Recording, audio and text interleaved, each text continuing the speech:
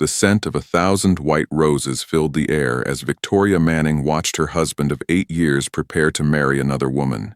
Hidden behind a manicured hedge at the exclusive Ritz-Carlton overlooking the Pacific, she clutched 2 documents that would destroy everything. A court-ordered injunction to stop the illegal ceremony and their prenuptial agreement.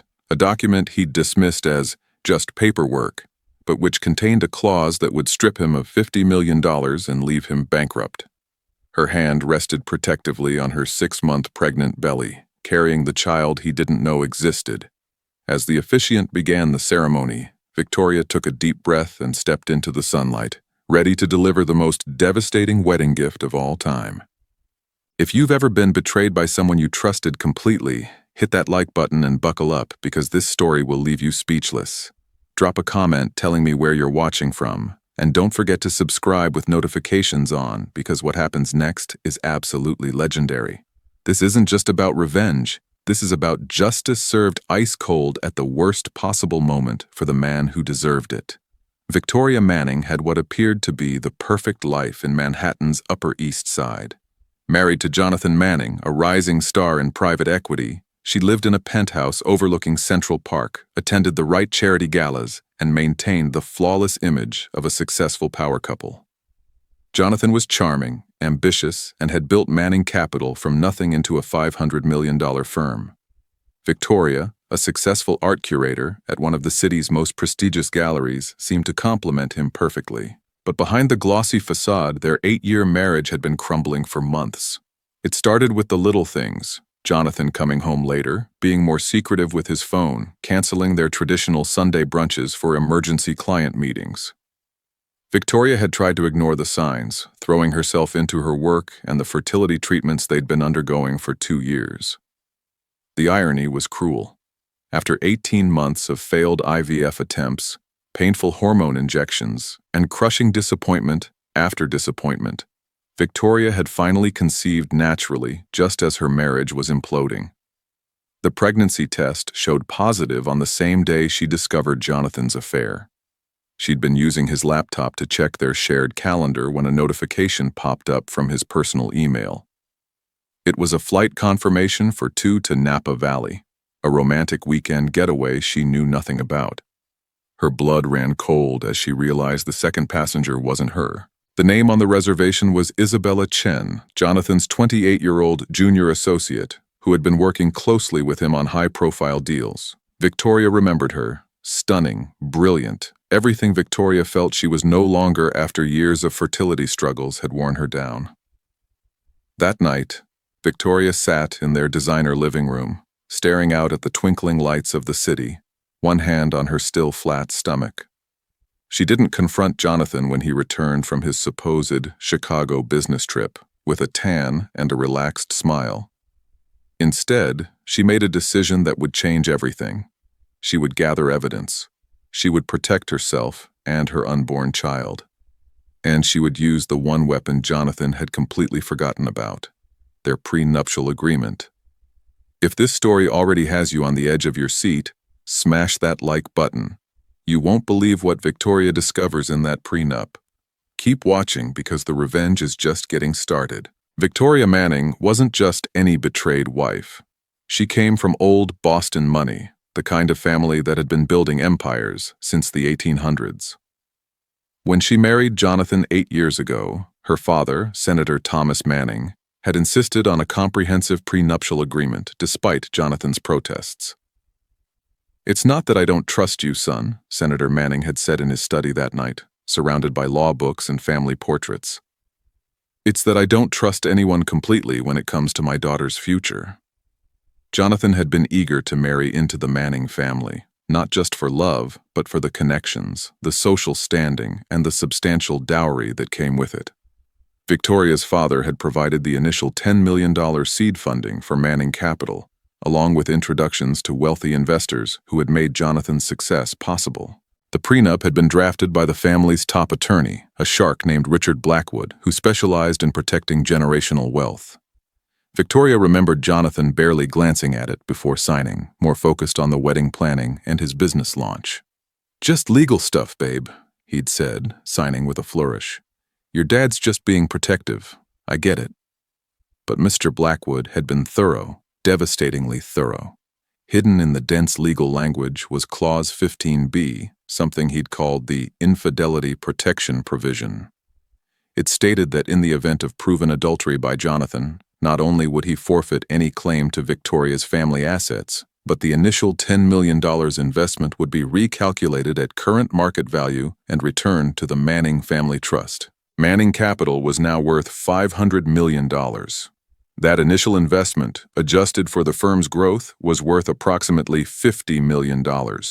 If Jonathan was proven unfaithful, he would have to buy back the founding stake of his own company, a sum that would bankrupt him and likely force him to dissolve the firm entirely. Victoria had forgotten about this clause until she'd spent a sleepless night after discovering the affair, digging through their important documents. When she found it, she'd stared at the page for a full 10 minutes, her father's wisdom finally becoming clear. He hadn't just protected her assets, he'd given her the nuclear option.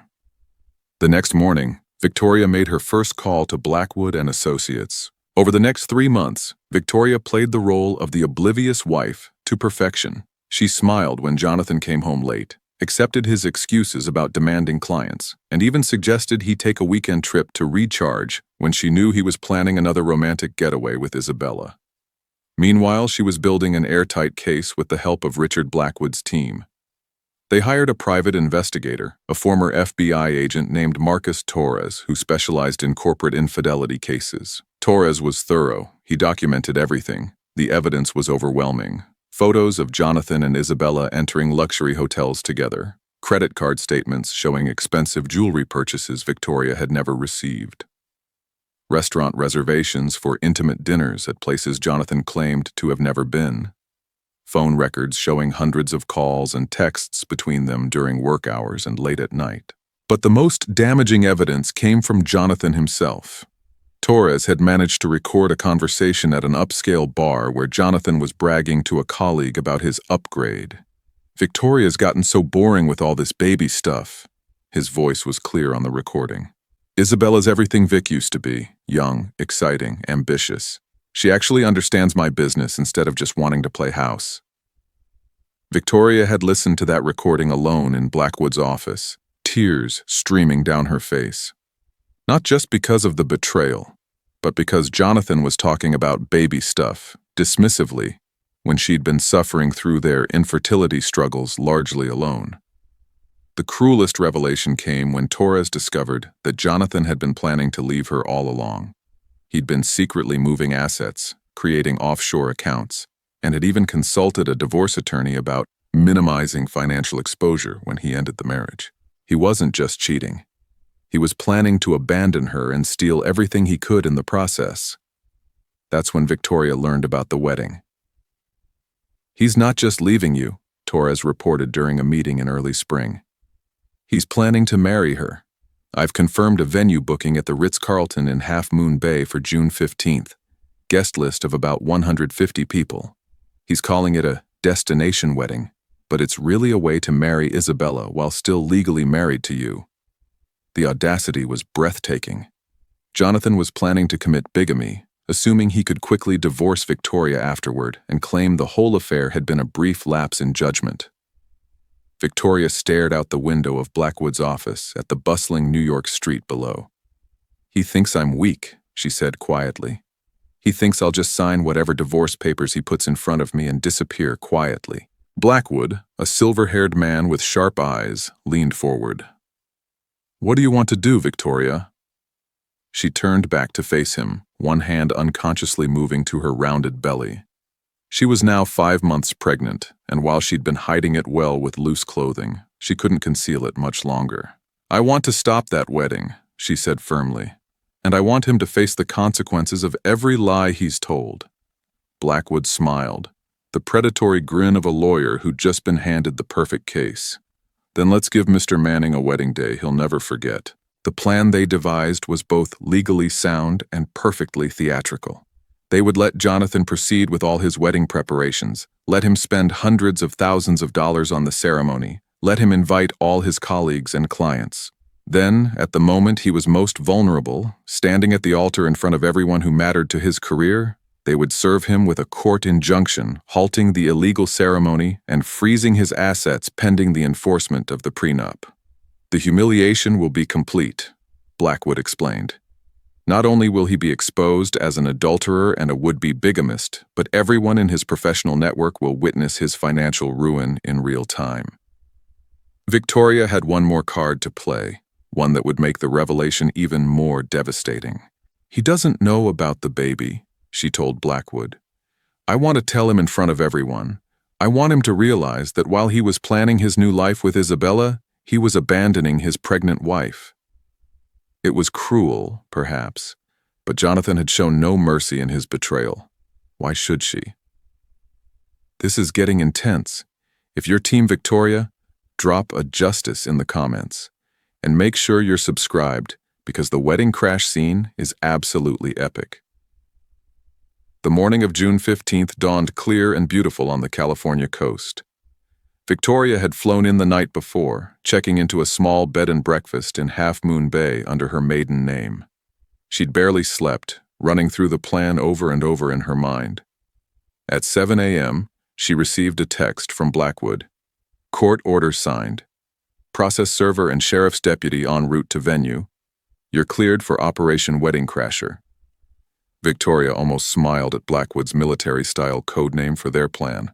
Almost. She dressed carefully in a navy blue dress that subtly showed her pregnancy without being obvious, paired with a cream blazer and comfortable low heels. She looked professional, composed, and undeniably pregnant to anyone who looked closely. Her hair was pulled back in an elegant chignon, and she wore minimal makeup. She wanted to look like the wronged wife, not the vindictive ex. In her leather portfolio, she carried copies of the prenup, the court injunction, and a folder of the most damaging evidence Torres had collected. But she also carried something else, a copy of her latest ultrasound, showing the baby's face in perfect detail. The Ritz-Carlton Half Moon Bay sat on a bluff overlooking the Pacific, its Spanish colonial architecture gleaming white against the azure sky. Victoria could see why Jonathan had chosen it. It was stunning, romantic, and exclusive. The kind of place that would impress his wealthy clients and social media followers. She arrived at 3 p.m., an hour before the ceremony was scheduled to begin. Wedding guests were already arriving, parking their Teslas and BMWs in the circular drive. Victoria recognized many faces, clients of Manning Capital, society figures from New York, Jonathan's Harvard Business School crowd. She also spotted the wedding party gathering on the terrace. Isabella looked radiant in a flowing Vera Wang gown, her black hair styled in an elaborate updo adorned with fresh flowers. She was surrounded by bridesmaids in blush pink, all laughing and taking photos with expensive cameras. And there was Jonathan, looking impossibly handsome in his custom Tom Ford tuxedo, greeting guests with his characteristic charm. He looked happy, genuinely, radiantly happy in a way Victoria hadn't seen in years. The sight of his joy while her world had been crumbling made her resolve crystallize into diamond-hard determination. Victoria positioned herself behind a cluster of ornamental shrubs where she could see the ceremony site but remain hidden. The wedding was taking place on the resort's ocean lawn, with the Pacific Ocean as a backdrop. White chairs were arranged in perfect rows, an altar draped in white roses and greenery positioned at the cliff's edge. At exactly 4 p.m., the string quartet began playing Pachelbel's canon. The guests rose as the bridal party made their entrance. Victoria watched Isabella walk down the aisle, her face glowing with happiness, Jonathan's eyes never leaving her. The officiant, a distinguished-looking man in clerical robes, began the ceremony with traditional words about love, commitment, and the sacred bond of marriage. Victoria felt sick listening to the same words that had been spoken at her own wedding 8 years ago. Dearly beloved, we are gathered here today to witness the union of Jonathan Manning and Isabella Chen in holy matrimony. That's when Victoria saw the sheriff's deputy and the process server moving into position at the back of the ceremony area.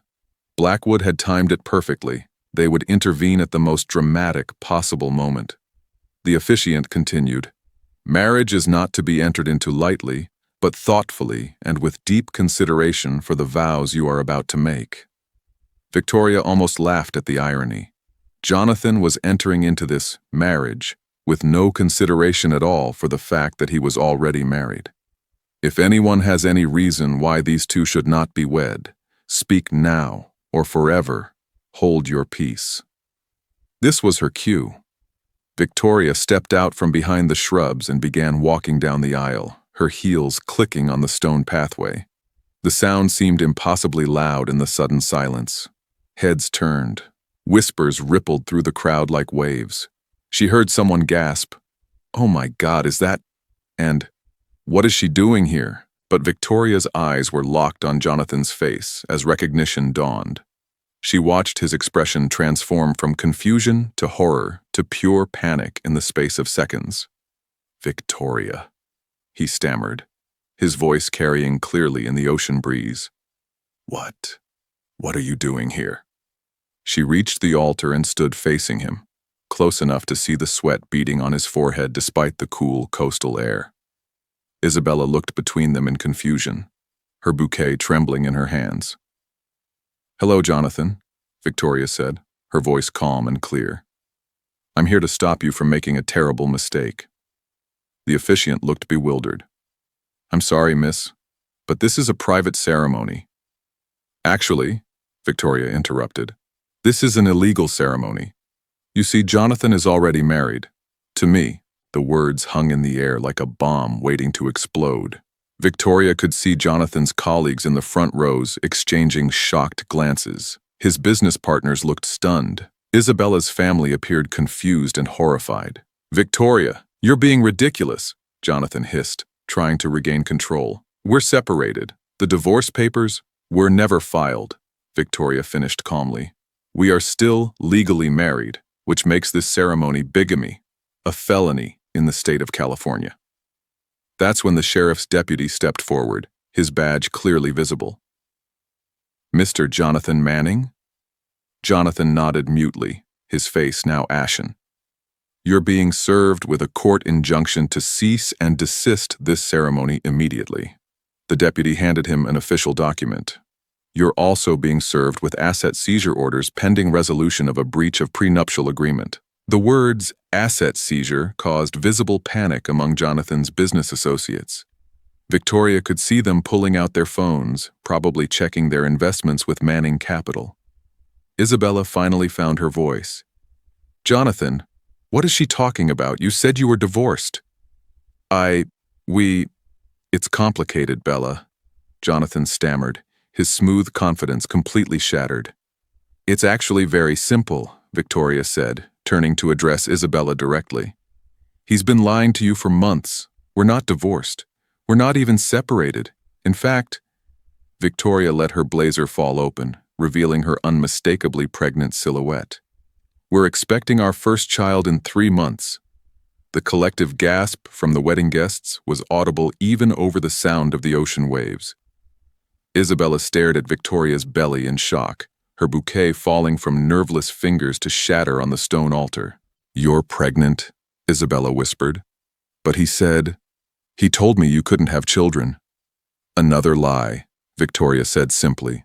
"One of many, I'm afraid." Jonathan looked like he might faint. "Victoria, please, can we discuss this privately?" "No."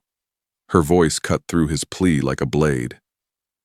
"You made this public when you decided to commit bigamy in front of 150 people. You made this public when you chose to humiliate me with your affair. So we're going to finish this publicly." She opened her portfolio and pulled out a thick document. "This is our prenuptial agreement, Jonathan, the one you signed without reading 8 years ago.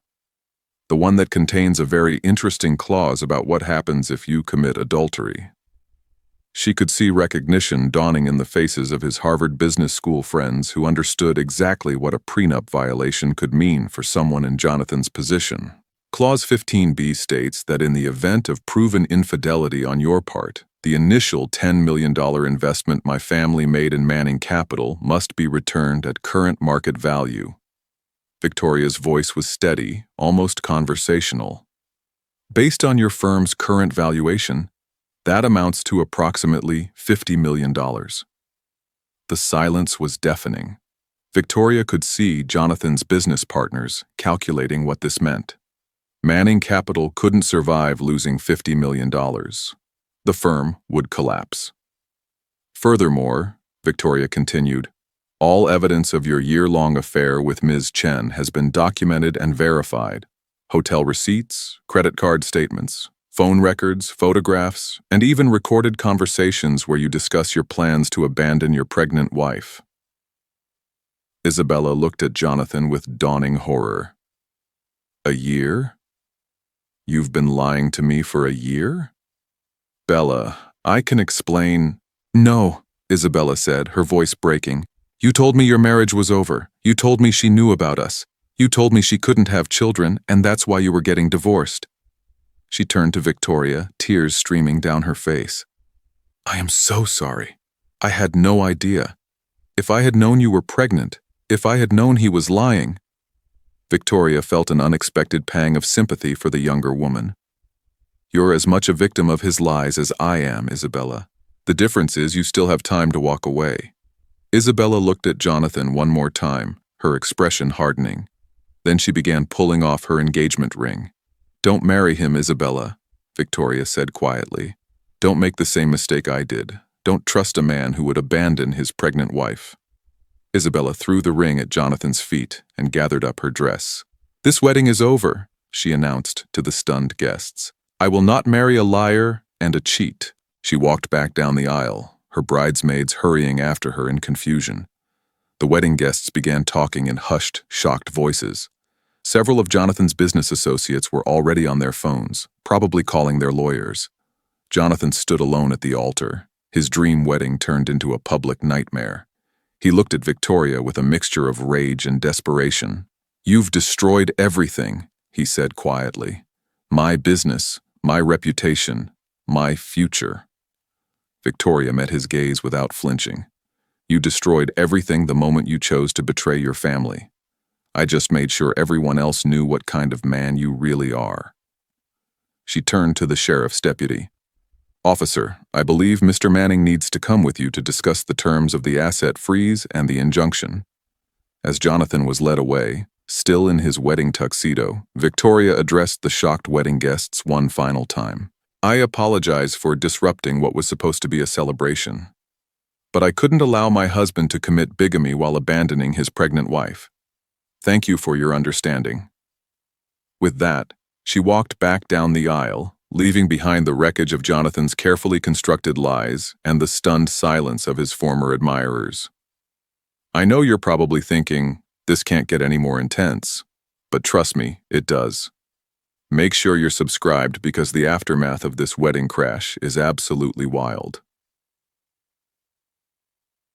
The aftermath of the wedding disaster was swift and brutal for Jonathan Manning. By Monday morning, the story had leaked to the financial press. Private equity, Prince's wedding halted by pregnant wife, was the headline in the Wall Street Journal. The New York Post was less subtle. Bigamy at the beach, Wall Street husband's wedding day meltdown. Manning Capital's phones rang nonstop as investors demanded explanations. The firm's biggest clients began pulling their money, spooked by the scandal and the looming $50 million liability. Jonathan's carefully cultivated image as a trustworthy financial advisor was destroyed overnight. Victoria, meanwhile, had returned to New York and was working with Blackwood to enforce the prenup. The legal proceedings moved with surprising speed. The evidence was overwhelming, and Jonathan's legal team knew they had no defense. He wants to settle, Blackwood informed Victoria during a meeting in his office 2 weeks after the wedding debacle. His lawyers are terrified of what a public trial would reveal about his business practices. Victoria raised an eyebrow. His business practices? Our investigation uncovered some interesting patterns in Manning Capital's client accounts. It appears your husband has been using client funds for personal expenses, including funding his affair with Ms. Chen, the expensive hotels, the jewelry, even the wedding venue, all paid for with money that wasn't his. The revelation was staggering. Jonathan hadn't just cheated on his wife, he'd been stealing from his clients to finance his double life. What's he offering? Victoria asked. Full enforcement of the prenup. He'll transfer the $50 million to your family's trust, sign over his shares in Manning Capital, and agree to generous child support and alimony. In exchange, we agree not to pursue criminal charges for the embezzlement. Victoria considered this. And custody? He's requesting supervised visitation rights only. Frankly, given the circumstances, he's lucky to get that. Victoria nodded. Make the deal. I want this finished before the baby arrives. 3 months later, Victoria gave birth to a healthy baby girl she named Grace, a name that felt appropriate given the grace she'd been able to maintain throughout the ordeal. Jonathan was allowed a brief, supervised visit at the hospital, where he held his daughter for 10 awkward minutes while a social worker watched. He looked older, Victoria noticed. The stress of losing everything had aged him. Manning Capital had been dissolved, his assets liquidated to pay the prenup judgment. He was working for a small investment firm in New Jersey, making a fraction of his former salary. She's beautiful, he said quietly, looking down at Grace's sleeping face. Yes, she is, Victoria agreed. I'm sorry, he said suddenly. For everything. I know that doesn't fix anything, but I'm sorry. Victoria studied his face, looking for signs of manipulation or insincerity. She found only genuine regret and exhaustion. I know you are, she said finally. But sorry doesn't change what you did. Sorry doesn't take back the lies or the betrayal or the months you spent planning to abandon us. Jonathan nodded, accepting the judgment. What will you tell her about me? Victoria looked down at her daughter, this perfect little person who deserved better than a father who would abandon her before she was even born. I'll tell her the truth, Victoria said, that her father made choices that broke our family. But I'll also tell her that she's loved and that she never has to worry about being abandoned by the people who matter. It was both a promise and a warning.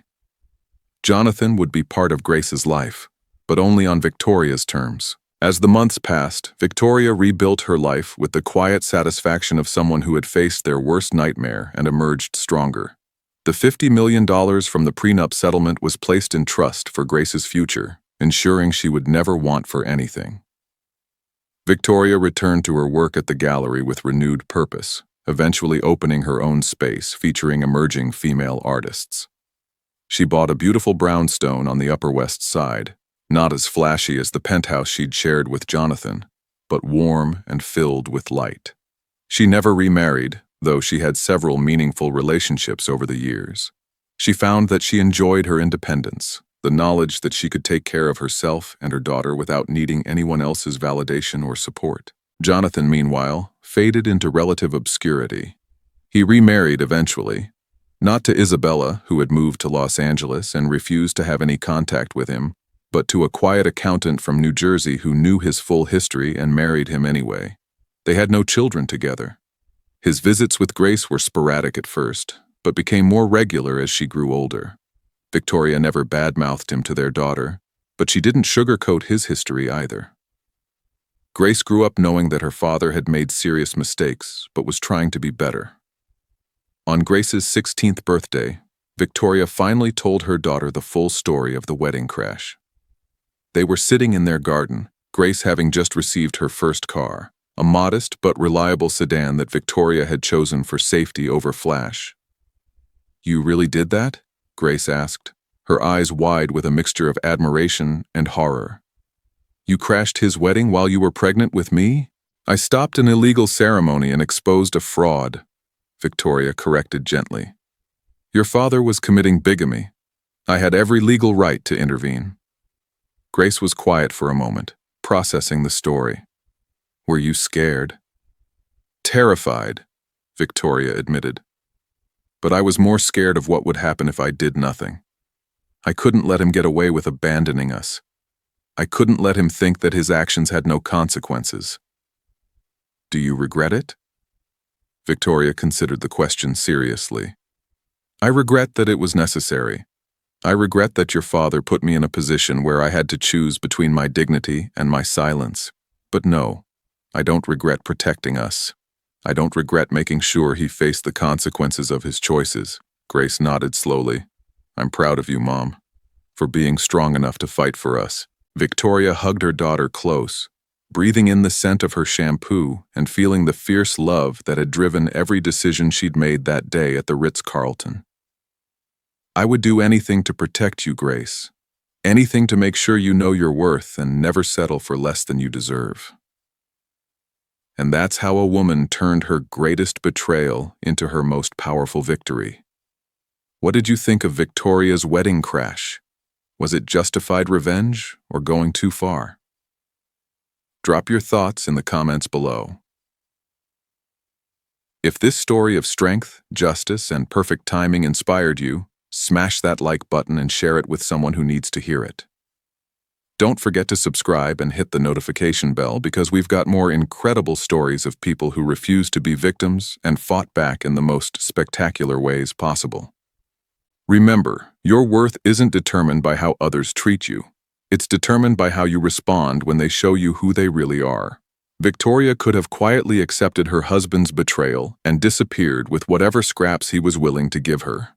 Instead, she used her intelligence, her resources, and her father's wisdom to turn the tables completely.